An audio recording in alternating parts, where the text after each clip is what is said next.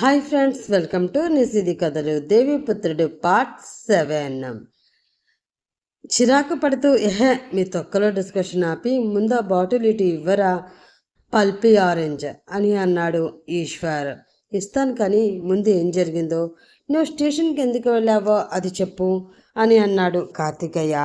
అప్పుడే ఆ ఇంట్లో పనివాడు అక్కడికి వచ్చి కార్తికేయ ముందు ఆరెంజ్ జ్యూస్ గ్లాస్ పెట్టి వెళ్ళిపోయాడు. అది చూసి, అదిగో నీ ఆరెంజ్ జ్యూస్ వచ్చింది, ఆ గ్లాస్ తీసుకుని ఆ బాటిల్ నాకు ఇవ్వు అని అన్నాడు ఈశ్వర్. ఒరేయ్, ఒక డాక్టర్ అయ్యుండి నువ్వే ఇలా తాగితే ఇంకా నీ పేషెంట్స్ పరిస్థితి ఏంట్రా? ఎలాగైనా అతన్ని తాగకుండా ఆపాలనే ఉద్దేశంతో అన్నాడు కార్తికేయ. ఆ మాట విని, ఎవడ్రా డాక్టర్? నేను డాక్టర్ కాదు, నేను డాక్టర్ని కాదు, నేను బిజినెస్ మ్యాన్. ప్రతి మనిషి ప్రాణాలని డబ్బుతో వెలకట్టే పక్కా బిజినెస్ మ్యాన్ అని అరిచాడు ఈశ్వర్. ఆ మాట అంటున్నప్పుడు అతని మనసులో ఎంత బాధపడుతున్నాడో అర్థమవడంతో ఇప్పుడు ఆ టాపిక్ మాట్లాడడం అంత మంచిది కాదు అని అనుకుని మౌనంగా ఉండిపోయాడు కార్తికేయ. ఒక మాటతో వేడెక్కిన ఆ వాతావరణాన్ని చల్లపరచాలి అని అనుకుని, ఈశ్వర్, అసలు ఏమైందిరా? ఎందుకు ఇలా పట్టపగలే డ్రింక్ చేస్తున్నావు? అయినా పోలీసులు నిన్ను అరెస్ట్ చేయడం ఏమిటి అని అడిగాడు నందన్. ఇది అంతా ఆ స్టూపిడ్ గర్ల్ వల్లనే అని కోపంగా అరిచాడు ఈశ్వర్. ఏంటి స్టూపిడ్ గర్ల్నా? ఎవరు ఆ గర్ల్? ఏంటా కదా? తను నిన్నేం చేసింది? కళ్ళు చిన్నవి చేసి చూస్తూ అతన్ని అడిగాడు కార్తికేయ. దాంతో ఆ సంఘటన గుర్తు తెచ్చుకున్నాడు ఈశ్వర్. ఆఫీస్లో వర్క్ పూర్తి అవడంతో ఇంటికి బయలుదేరిన ఈశ్వర్కి మనసు ఎందుకో బాధగా అనిపించడంతో ఎప్పుడు తను వెళ్ళే పార్కుకి వెళ్ళి అక్కడే కూర్చున్నాడు. నైట్ టైం అవడం వలన ఆ పార్కులో జనమెవరూ లేరు. చాలా నిశ్శబ్దంగా ఉన్న ఆ పార్కులో ప్రశాంతంగా అనిపించడంతో అక్కడ ఉన్న బల్లపై కూర్చుని తల వెనక్కి వాల్చుకుని కళ్ళు మూసుకున్నాడు ఈశ్వర్. అలా కొంత సమయం గడిచాక ఆ నిశ్శబ్దంలో ఎవరో మూలుగుతున్న శబ్దాలు అతనికి వినిపించాయి. అవి విన్న ఈశ్వర్ నొసలు అనుమానంతో ముడిపడ్డాయి. ఇంత రాత్రివేళ ఇక్కడ ఎవరున్నారు అని అనుకుంటూ పరీక్షగా ఆ పార్కు మొత్తం చూశాడు అతను. అలా చూస్తున్న తనకి పార్కులో ఒక కార్నర్లో ఎవరో కింద పడి ఉన్నట్లు కనిపించారు. దాంతో ఎవరో పడిపోయినట్లున్నారు అని అనుకుని కంగారుగా అటువైపు పరిగెత్తిన అతనికి ఒక 15 సంవత్సరాల అమ్మాయి అక్కడ కింద పడి కనిపించింది. ఆమె కాళ్ళు చేతులు తాళ్లతో కట్టేయగా ఆమె నోటికి ప్లాస్టర్ వేసి ఉంది. మొహం మీద అక్కడక్కడ ఎవరో కొట్టినట్లు చేతి ముద్రలు, గోటి గీతలు కనిపిస్తున్నాయి. అది చూసిన ఈశ్వర్ కంగారుగా ఆమె కట్లు విప్పి ఆమెను పట్టుకుని పైకి లేపుతున్నాడు. కానీ ఆమె అప్పటికే స్పృహ తప్పి ఉండడంతో ఆమె చెంపలపై కొడుతూ ఆమెను స్పృహలోకి తీసుకురావడానికి ప్రయత్నం చేస్తూ ఉన్నాడు అతను. కానీ ఆ అమ్మాయి మాత్రం అసలు స్పృహలోకి రాలేదు. దానితో కంగారుగా ఆమెను తన చేతుల్లోకి తీసుకుని బయటికి వెళుతున్న అతనిని ఒక 5 పోలీసులు చుట్టుముట్టారు. వారి మధ్యలోంచి వచ్చిన ఒక అమ్మాయి, ఇతనే సార్, ఆ అమ్మాయిని కిడ్నాప్ చేసి రేప్ చేయడానికి ప్రయత్నించింది ఇతనే, అరెస్ట్ చేయండి ఇతన్ని అని అంది. ఆమె మాటలు విని ఆమెను కోపంగా చూసి, ఏయ్, ఏంటి నువ్వు మాట్లాడేది? నేను ఆ అమ్మాయిని కిడ్నాప్ చేయడం ఏంటి అని అయోమయంగా అడిగాడు ఈశ్వర్. ఆహాహా, ఏమీ తెలియనట్టు ఎలా అడుగుతున్నాడు దొంగ వెధవా. నేను పార్కు బయట నుంచి మొత్తం చూశాను.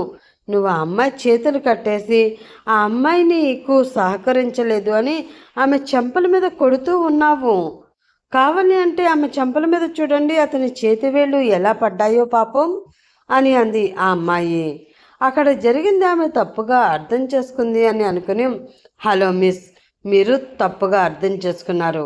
నేను ఆ అమ్మాయిని కాపాడాలని ట్రై చేస్తున్నాను, అంతేకాని మీరు అనుకున్నట్లు ఏదో చేయడానికి ట్రై చేయలేదు అని అన్నాడు ఈశ్వర్. దొరికిపోయాక అందరూ ఇలానే చెప్తారు సార్, అతని మాటలు నమ్మకండి, అతను చెప్పిందంతా అబద్ధం. నేను నా కళ్ళతో చూశాను, అతను ఖచ్చితంగా ఆ అమ్మాయిని ఏదో చేయడానికి ప్రయత్నం చేశాడు అని అంది ఆమె. అప్పటికి ఈశ్వర్ చేతిలో ఉన్న ఆ పాపకి పోలీసులు వాళ్ళు తీసుకుని వెళ్ళిపోవడంతో అతని చేతులకి బేడీలు వేశారు పోలీసు వాళ్ళు. సార్, నేనెవరో తెలుసుకోకుండా ఈ మెంటల్ ఫెలో చెప్పింది నమ్మి నన్ను అరెస్ట్ చేసి చాలా తప్పు చేస్తున్నారు మీరు, వార్నింగ్ టోన్లో చెప్పాడు ఈశ్వర్. వారి వాదనతో అప్పటికే చిరాకు వచ్చిన ఎస్ఐ, నువ్వు ఎవరో, నీ కథ ఏంటో, నీ బ్యాక్గ్రౌండ్ ఏంటో స్టేషన్కి వెళ్ళాక తీరిగ్గా డిస్కస్ చేసుకుందాం, ముందు పదవయ్యా బాబు, అర్ధరాత్రి వేళ మధ్యలో దర్వాని మాకేంటి రచ్చా అని అంటూ ఆమె వైపు చూసి, చూడండి మిస్ అని అన్నాడు ఎస్ఐ. జాహ్నవి సార్ అని అంది జాహ్నవి. జాహ్నవి, ఇప్పుడు బాగా లేట్ అయింది కాబట్టి రేపు మార్నింగ్ స్టేషన్కి వచ్చి ఏం జరిగిందో సిఐ గారికి చెప్పండి అని అన్నాడు ఎస్ఐ. ఓకే సార్, తప్పకుండా వస్తాను. వాడిని మాత్రం వదలకండి సార్, ఇలాంటి కామందులకి తగిన శిక్ష పడాలి అని అంది జాహ్నవి. ఆ మాట విని కోపం నిండిన కళ్ళతో ఆమెని చంపేసేలా చూస్తున్నాడు ఈశ్వర్. అతని చూపుకి భయపడిన జాహ్నవి ఒక్కడుగు వెనక్కి వేసి, వీడేంటి తెలుగు సినిమాల్లో విలన్ లాగా నన్ను అలా చూస్తున్నాడు, కొంపతీసి వీడిని నేను పట్టించాను అని నా మీద పగబట్టి నన్నేమీ చేయడు కదా అని మనసులో భయంగా అనుకుంది. అలా జరిగింది మొత్తం వాళ్ళకి చెప్పాడు ఈశ్వర్. అదంతా విని గట్టిగా నవ్వాడు నందన్. తనకి కూడా నవ్వొచ్చినా నవ్వితే ఈశ్వర్ చంపేస్తాడు అని బలవంతంగా కంట్రోల్ చేసుకుంటూ ఉన్నాడు కార్తికేయ. సినిమాలో హీరోలా ఇంత క్యూట్గా ఉండే నిన్ను చూసి కామాంధుడు అని నీపై నింద వేసిందంటే ఖచ్చితంగా పాపకి ఐసైట్ ఉందిరా, నవ్వుతూనే అన్నాడు నందన్. ఆ మాటకి విరక్తిగా నవ్వి, అది ఆమె తప్పు కాదురా, బేసిక్గా నా మొహమే అంతేమో, అందుకేనేమో ఎవరికైనా నన్ను చూసిన వెంటనే నా మీద నిందలు వేసి జైల్లో పెట్టించాలి అని అనిపిస్తుంది అని అన్నాడు ఈశ్వర్. ఆ మాట అంటున్నప్పుడు అతని కళ్ళల్లో నీళ్లు తిరిగాయి. ఆ మాటలు విన్న నందన్, కార్తికేయ మనసులు కూడా బాధగా మూలిగాయి. అప్పుడే అక్కడికి వచ్చిన ఆ ఇంటి పనివాడు, సార్ మీకోసం ఎవరో వచ్చారు సార్ అని చెప్పాడు. ఎవరు? కళ్ళలో చేరిన నీటిని కోపంగా తుడుచుకుని అడిగాడు ఈశ్వర్. తెలీదు సార్, ఎవరో అమ్మాయి అని అన్నాడు అతను. ఏంటి, నా కోసం ఒక అమ్మాయి వచ్చిందా? ఎవరు అని 2 నిమిషాలు ఆలోచించి, సరే రమ్మను అని అన్నాడు ఈశ్వర్. దాంతో అక్కడి నుంచి వెళ్ళిపోయాడు అతను. ఆ తర్వాత 2 నిమిషాలకి ఆ గదిలోకి భయంగా అడుగులు వేస్తూ వచ్చింది జాహ్నవి. ఆమె చేతిలో ఉన్న పూల బొకేని చూసి కోపంగా పిడికిలు బిగించాడు ఈశ్వర్. చిన్నగా అందంగా ఉన్న తన కళ్ళని అటూ ఇటూ తిప్పుతూ భయంగా ఆ గదిలోకి వచ్చిన ఆమె ఎవరు అని అనుకుంటూ అయోమయంగా చూస్తూ ఉన్నారు నందన్, కార్తికేయ. అక్కడ పరిస్థితిని, ఈశ్వర్ని, అతని చేతిలో ఉన్న బీర్ బాటిల్ని చూసిన జాహ్నవికి భయంతో ముచ్చెమటలు పడుతున్నాయి. అయినా సరే తన మనసులోని ధైర్యాన్ని అంతటినీ కూడగట్టుకుని పట్టిన చెమటని తుడుచుకుంటూ, అది sir, I am really sorry sir, నేను ఆఫీస్ నుండి ఇంటికి వెళుతూ ఉంటే ఆ పార్కులో మీరు ఆ అమ్మాయి చెంపల మీద కొడుతూ కనిపించారు. అది చూసి పొరపాటు పడి మీరే ఆ అమ్మాయిని కిడ్నాప్ చేశారు అని అపార్థం చేసుకుని ఆ కంగారులో పోలీసులను తీసుకువచ్చి ఏ తప్పు చేయని మిమ్మల్ని అరెస్ట్ చేయించాను. నేను ఇంత పొరపాటు చేశాను అని ఇందాక స్టేషన్కి వెళ్ళినప్పుడు ఆ కిడ్నాప్ అయిన అమ్మాయి చెప్తేనే కానీ నాకు తెలియలేదు సార్. అది తెలిసిన వెంటనే మీకు సారీ చెప్దామని స్టేషన్లో మీ అడ్రస్ తీసుకుని ఇలా వచ్చాను తడబడుతూ చెప్పింది జాహ్నవి. అప్పటికి ఆమె మీద పీకల్లోతు కోపంలో ఉన్న ఈశ్వర్, అవునా అని అంటూ తన చేతిలో ఉన్న బాటిల్ టేబుల్పై పెట్టి పైకి లేచి ఆమె దగ్గరికి వచ్చాడు. అతన్ని చూసి పెదవులు సాగదీసి ఇబ్బందిగా నవ్వుతూ తన చేతిలో ఉన్న ఫ్లవర్ బొకేని అతనికి ఇవ్వడానికి తన చేతిని ముందుకు చాపింది జాహ్నవి. అది చూసి తన చేతితో తన పెదవులని గట్టిగా తుడుచుకుని ఆమె చెయ్యి పట్టుకుని తన మీదకి లాక్కుని గట్టిగా ఆమె పెదవులని తన పెదవులతో లాక్ చేశాడు ఈశ్వర్. అది చూసిన నందన్, కార్తికేయ షాక్ అయ్యారు. అది అస్సలు ఊహించని జాహ్నవి అతని నుంచి విడిపించుకోవడానికి శత విధాలా ప్రయత్నం చేస్తుంది. ఆమె ప్రయత్నం చేసే కొద్దీ తనలోని అహం మరింత పెరగడంతో ఆమె ఊపిరి ఆడనంత గాఢంగా తన ముద్దులో తీవ్రతను పెంచుతూ ఉన్నాడు ఈశ్వర్. అతను అలా చేయడంతో అతని వీపు మీద కొడుతూ ఉంది జాహ్నవి. అది చూసి రే ఈశ్వర్ అంటూ సోఫాలోంచి పైకి లేచి ఇంకా రియాక్ట్ అవని నందన్ వైపు చూశాడు కార్తికేయ. నందన్ ఇంకా షాక్లోనే ఉన్నాడు. అది చూసి అతని నెత్తి మీద ఒక్కటి పీకి ఏం చేస్తున్నావురా, అవతల ఆ అమ్మాయి ఊపిరాడక చచ్చిపోయేలా ఉంది, పద ఆపుదాం అని అన్నాడు కార్తికేయ. హబ్బా ఉండరా, వాళ్ళిద్దరూ అంత ప్రేమగా ముద్దు పెట్టుకుంటూ ఉంటే మధ్యలో డిస్టర్బ్ చేయడం అంత మంచి పద్ధతైన పని కాదురా అని అన్నాడు నందన్. నీ అబ్బా అది ప్రేమ కాదురా, రాక్షసత్వం అని అంటూ వెళ్ళి ఈశ్వర్ భుజం పట్టుకుని రే ఇంకా చాలా ఆపరా బాబు, ఆ పిల్ల చచ్చిపోయేటట్లుంది అంటూ అతన్ని వెనక్కి లాగడానికి ప్రయత్నం చేస్తున్నాడు కార్తికేయ. అది చూసి వీడొకడు, అస్సలు రొమాంటిక్ టచ్ అనేదే లేదు వీడి బాడీలో అని కార్తికేయని తిట్టుకుంటూ ఇంకా ఆపక తప్పదు అని అనుకున్న నందన్ కూడా వెళ్ళి ఈశ్వర్ మరో భుజం పట్టుకుని గట్టిగా వెనక్కి లాగాడు. దానితో ఆమెను వదలక తప్పలేదు అతనికి. అప్పటికి జాహ్నవి పెదవులు రక్తంతో తడిచిపోయాయి. ఆ రక్తాన్ని చేతితో తుడుచుకొని చూసి నీళ్లు నిండిన ఆమె కళ్ళల్లోకి కోపం వచ్చి చేరడంతో వేగంగా వెళ్ళి అతని 2 చెంపలు కసి తీరా వాయిస్తూ ఉంది ఆమె. అది చూస్తూ ఉండిపోయిన నందన్ కార్తికేయ ఈశ్వర్ని వదలాలి అన్న సంగతి కూడా మర్చిపోయారు. కొట్టి కొట్టి చేతులు నొప్పి రావడంతో ఏడుస్తూ అక్కడి నుంచి వెళ్ళిపోయింది జాహ్నవి. వెళుతున్నామని చూసి ఏంటి పొరపాటు జరిగింది అని తెలుసుకుని సారీ చెప్పడానికి వచ్చావా? సారీ, పైగా ఇంత చేసింది కాక నన్ను కొడతావా? మళ్ళీ నువ్వు నాకు కనిపించవే, నిన్ను రేప్ చేయకపోతే నా పేరు ఈశ్వర్ కృష్ణే కాదు అని అరిచాడు ఈశ్వర్. ఆ మాట విని అతన్ని వదిలేసి నోటి మీద చేయి వేసుకుని మూసుకున్నారు నందన్ కార్తికేయ. త్రిపుర నిలయం. ఆ ఇంటి ముందు నిలబడి ఆ ఇంటిని తీక్షణంగా చూస్తుంది రుధిర. ఆమె వెనకే ఉండి చుట్టూ వెన్నెలో వణుకు పుట్టించే వాతావరణంతో చూడడానికే దెయ్యాలు తిష్ట వేసుకుని కూర్చున్నట్లు కనిపిస్తున్న ఆ బంగ్లాని చూసి గుటకలు మింగుతూ ఉంది రీతు. అది చూసి వాటర్ కావాలా రీతు అని ఆమె చెవి దగ్గర అతని మొహం పెట్టి అడిగాడు దీపక్. ఆ బంగ్లాని చూసిన భయంలోనే ఊ అని తలాడించింది రీతు. దానితో తన చేతిలో ఉన్న వాటర్ బాటిల్ ఆమె చేతిలో పెట్టాడు దీపక్. వెంటనే ఆ బాటిల్ మూత తీసుకుని ఆ వాటర్ మొత్తం తాగేసింది రీతు. అలా వాటర్ తాగిన 2 నిమిషాలకి కళ్ళు తిరిగి పడిపోతున్న ఆమెని ఆ విషయం ముందుగానే తెలిసిన దీపక్ పడకుండా పట్టుకున్నాడు. అది చూసిన రుధిర ఏమైంది ఆమెకి అని అడిగింది. అది మేడం, లాంగ్ జర్నీ కదా, బాగా అలసిపోయినట్లుంది, అందుకే స్పృహ తప్పి పడిపోయింది, కొంచెం సేపు రెస్ట్ తీసుకుంటే సెట్ అయిపోతుంది అని అన్నాడు దీపక్. సరే అయితే లోపలికి తీసుకురా అని ఆ ఇంటి గేటు తీసుకుని లోపలికి అడుగుపెట్టింది రుధిర.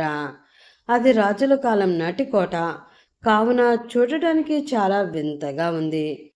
ఆ కోట నిర్మాణం కానీ ఆ కోటలో గదులు గోడలు నేలకి ఎంతో ప్రత్యేకంగా ఆ కోటని చూసే వాళ్ళకి ఏదో చెప్తున్నట్లు ఉన్నాయి. వాటిని పరీక్షగా చూస్తూ ఉంది రుధిర. అలా ప్రతి గది పరీక్షగా చూస్తున్న ఆమెకి ఒక గదిలో చిత్ర విచిత్రంగా ఉన్న చిత్రపటాలు కనిపించాయి. వాటిలో ఉన్న ప్రదేశం దేనికో లింక్ అయ్యి ఉన్నట్లు ఆమెకి కనిపించడంతో వాటిని పరీక్ష పెట్టి చూస్తూ ప్రతి చిత్రపటాన్ని తన ఫోన్లో ఫోటో తీసుకుంటూ ఉంది. ఆ గదిలోనే ఎర్ర చీర కట్టుకుని ఒక చేతిలో కత్తి పట్టుకుని మరో చేతిని నడుం మీద పెట్టుకుని కోపం నిండిన కళ్ళతో చూస్తూ ఉన్న ఒక యువతిది చాలా పెద్ద చిత్రపటం ఉంది. ఆ పటాన్ని చూస్తూ ఆ పటాన్ని తాకిన రుధిరకి ఏదో వింత ఫీలింగ్ కలగడంతో వెంటనే తన చేతిని వెనక్కి తీసుకుని తన చేతికి అంటిన దుమ్ముని చూస్తూ అంకుల్ ఈ ఇంటిని శుభ్రం చేయించి ఇక్కడే వారం రోజులు ఉన్నాను అని చెప్పారు.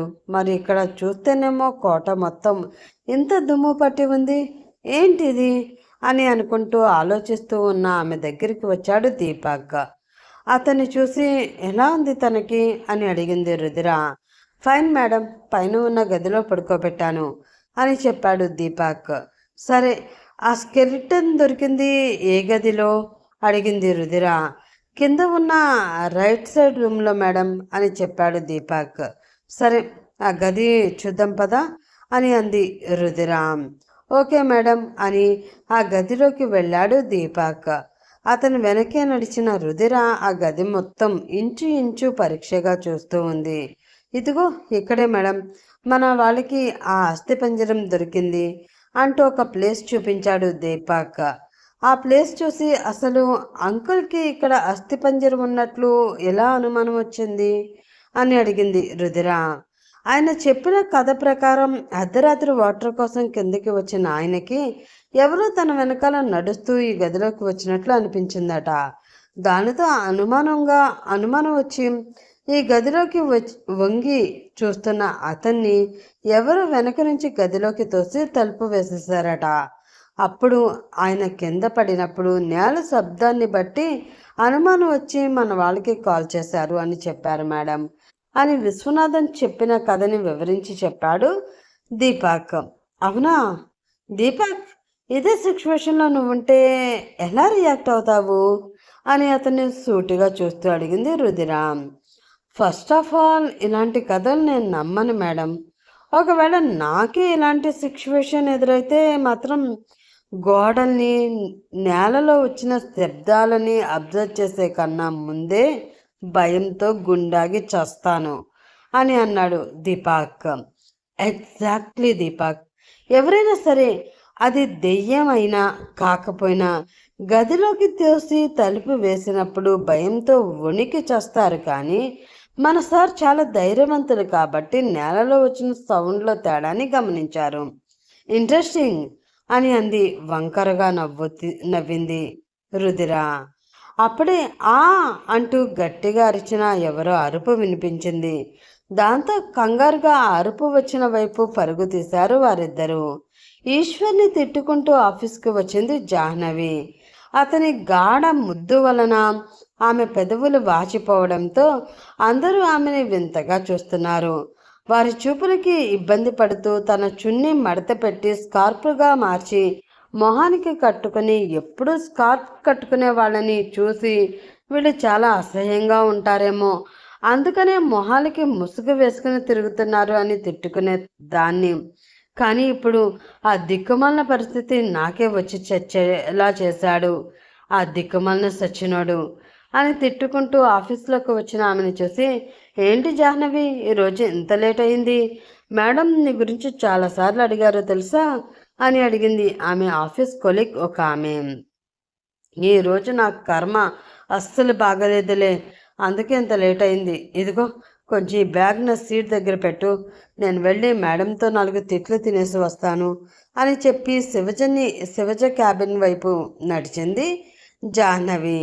మరోవైపు కార్తికేయ కోసం అతను ఆఫీస్ ముందు అటు ఇటు తిరుగుతూ ఉంది దివిజ. అలా ఆమె ఎంతసేపు తిరిగినా అతను రాకపోయేసరికి ఆఫీస్ క్లోజింగ్ టైం కూడా అయిపోతుంది. ఇంకా ఎప్పుడు వస్తావయ్యా బాబు అని మనసులో అనుకుంటూ వాచ్మెన్ దగ్గరికి వెళ్ళి, భయ్యా కార్తికేయ సార్ వచ్చారా అని అడిగింది దివిజ. ఆమెని కొట్టి చంపేసేలా చూసి, ఈ ఆఫీస్ ఓపెన్ చేసింది 10కి, నేను వచ్చింది 9:30కి, నువ్వు నాకంటే ముందే 8:30కి వచ్చేసి కార్తికేయ సార్ గురించి ఎదురు చూస్తూ ఇక్కడే నాతో పాటు డ్యూటీ చేస్తున్నావు కదా, మరి నీకు కనబడని కార్తికేయ సార్ నాకు ఎలా కనబడతారు తల్లి అసహనంగా అన్నాడు వాచ్మెన్. దీనంగా ఉన్న అతని ఫేస్ చూసి నీరసంగా ఉన్న అతని వాయిస్ విని బాగా ఎక్కువగా విసిగించేసి ఉన్నట్లున్నాను.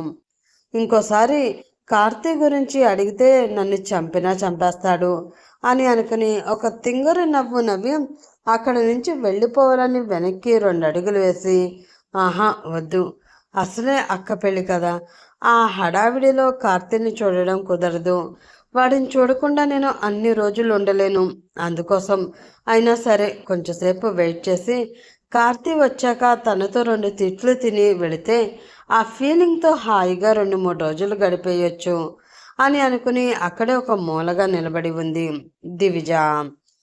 మే ఐ కమిన్ మేడం అని ఎవరో అడగడంతో కమిన్ అని ఫైల్ నుండి తల ఎత్తకుండానే చెప్పింది శివజ.